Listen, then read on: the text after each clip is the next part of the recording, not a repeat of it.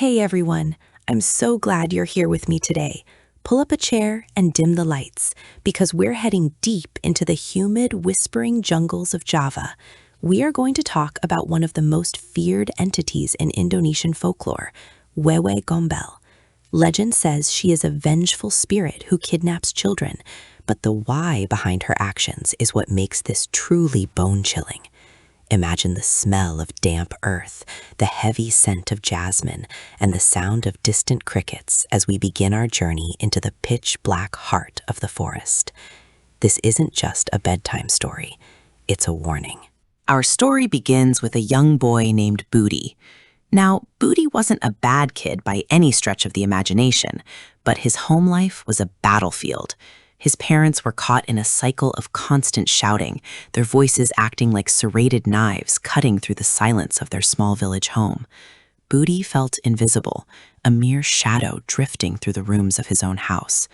One night, after a particularly violent argument that left him trembling in the corner, Booty decided he'd rather be anywhere else. He stepped out into the moonless night, the tropical heat clinging to his skin like a wet shroud, seeking any kind of peace. The forest at night is a completely different world, isn't it? The shadows of the giant banana trees look like reaching, skeletal fingers, and every rustle of the leaves sounds like 1,000 whispering voices. Booty wandered deeper and deeper, moving past the safety of the village lights. He felt a strange magnetic pull, a sense of belonging he never found at his own dinner table. He didn't notice the temperature drop or the way nocturnal birds suddenly went silent, as if holding their collective breath for what was emerging from the deep brush. He was no longer alone, though he didn't know it yet. Then she appeared. Standing nearly 8 feet tall, her skin was the color of bruised gray fruit. Her hair was a tangled mess of vines and dead leaves, and her breasts hung down to her waist, the unmistakable mark of the Wewe Gombel. But she didn't growl or scream like the monsters in the movies. Instead, she began to hum a lullaby. It was a melody so sweet, so maternal, and so familiar that it made Booty's eyes well with tears. To anyone else, she was a terrifying specter of the night, but to a neglected, lonely child, she looked like the only savior he had ever known. She scooped him up with surprisingly soft, cool hands and carried him to her nest, hidden high atop a giant banyan tree. The air up there was thick with the scent of jasmine, mixed with a faint hint of decay. She stroked his hair with long, sharp fingernails that grazed his scalp with unexpected gentleness. For the first time in months, Booty felt wanted. She offered him a bowl of what looked like delicious, steaming white rice and sweet honey cakes. He began to eat greedily, fueled by a deep hunger that wasn't just in his stomach, but in his very soul. He felt safe in her arms. But the magic of Wewe Gombel is a fragile, deceptive thing. As Booty finished his meal, the clouds shifted, and the moon cast a cold silver light into the nest. The rice in his bowl began to move. It wasn't rice at all. It was a writhing mass of fat, white maggots. The sweet cakes were nothing but dried mud and animal feces. He looked up at his savior, and for a split second, her beautiful, comforting facade flickered. He saw the hollow, black pits where her eyes should have been, and the sharp, yellow teeth behind her smile. He tried to scream, but the filth in his throat choked the sound. Back in the village, the alarm had been raised. The parents, realizing their child was gone, called for help.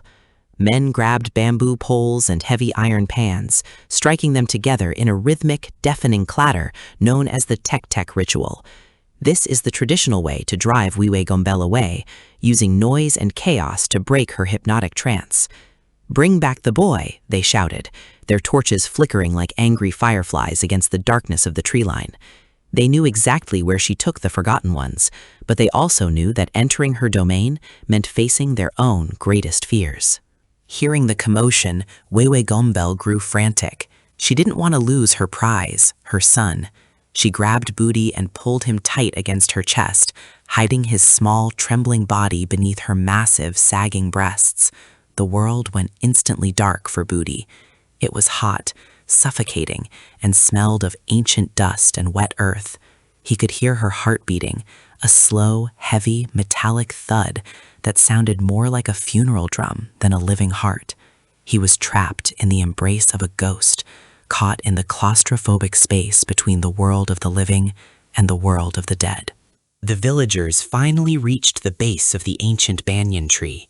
The noise was unbearable now, a cacophony of metal and wood that shook the very leaves. They chanted ancient prayers, throwing salt and holy water onto the roots of the tree. Wewe Gombel hissed, a sound like steam escaping a pressurized pipe. She looked down at the angry mob from her high perch, her maternal instinct warped by her supernatural nature. She didn't see rescuers. She saw thieves coming to steal the only thing she loved. The conflict between the physical and spiritual realms made the very air vibrate with a terrifying tension. In the chaos and the blinding light of the torches, Booty managed to slip from her grasp. He tumbled down through the thick branches, his clothes tearing as he hit the soft, mossy forest floor with a heavy thud. The villagers rushed forward, scooping him up and cheering their victory over the spirit. They carried him back toward the village, shouting words of comfort and triumph. But Booty remained eerily silent. He looked back over the shoulder of the man carrying him, watching the tall, dark silhouette of Wewe Gombel. She wasn't attacking, she was weeping, her long arms reaching out toward him from the branches. When Booty returned home, his parents were there, crying and hugging him. For a moment, it seemed like a happy ending. But as the days passed, Booty realized the monsters hadn't truly changed. The screaming started again within 48 hours. The neglect returned. He looked at his hands and realized he could still taste the maggots in his mouth, and strangely, he craved them. He looked in the mirror and saw his own eyes starting to darken into the same hollow pits he saw in the forest. Here is the twist. Wewe Gombel doesn't just kidnap children, she marks them. She didn't take him away from his family. She was preparing him for hers. The legend says Booty disappeared again exactly 1 week later, and this time no amount of noise or ritual could bring him back. Some say he's still out there, hiding in the shadows of the banyan trees, waiting for other children who feel forgotten by the world.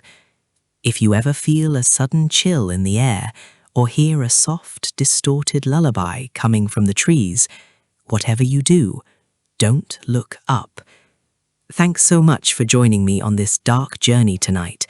If you enjoyed this tale of Javanese horror, don't forget to like and subscribe for more updates on the world's most terrifying legends. Stay safe out there and keep the lights on.